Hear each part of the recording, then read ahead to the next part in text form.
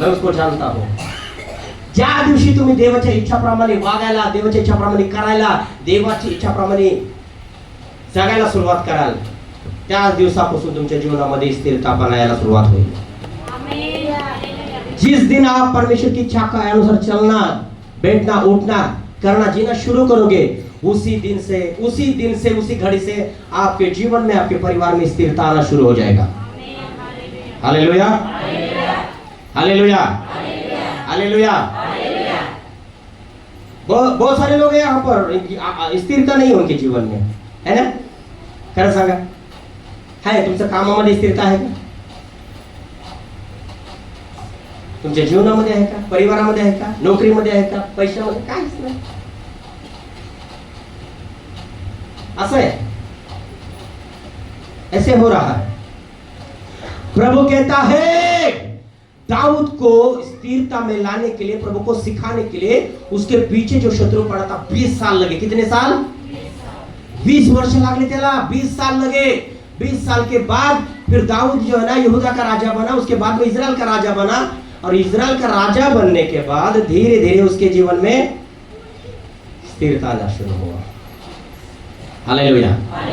समजतं मी काय बोलतोय? हा,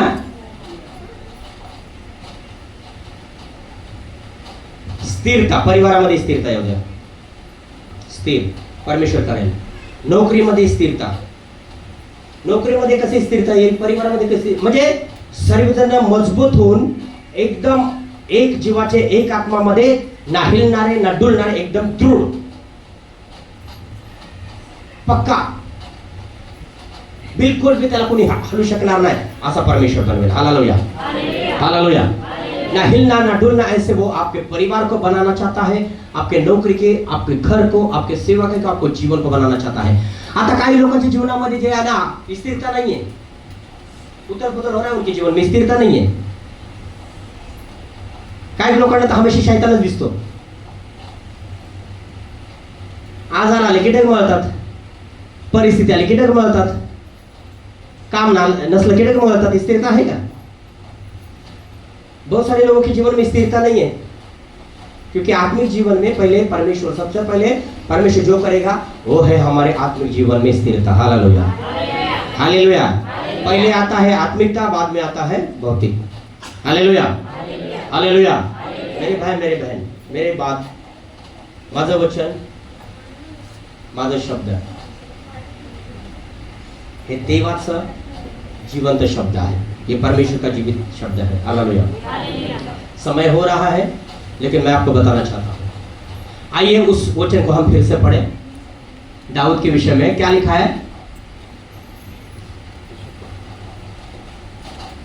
नंतर त्याने त्याला काढून त्याचा राजा होण्यासाठी दावीद उभा केला. आणि त्याच्याविषयी प्रतिज्ञेने म्हटले की इशायाचा पुत्र दावीद मला माझ्या मनासारखा मिळाला आहे. हे शब्द मला काही वर्षापासून माझ्या मनाला लागते सतत. कई सालों से वचन को मत पढ़ रहा हूं, कई साल से मेरे लिए ये वचन अद्भुत है. हमेशा लेता हूं. माझ्या मनासारखा मिळाला, माझ्या मनासारखा. ह्या संसारामध्ये मी कोणाच्या मनासारखा नसेल, पण माझ्या देवाच्या मनासारखा मी देवाला मिळालेलो आहे. हालेलुया. असं तुम्ही निश्चय करा. हालेलुया.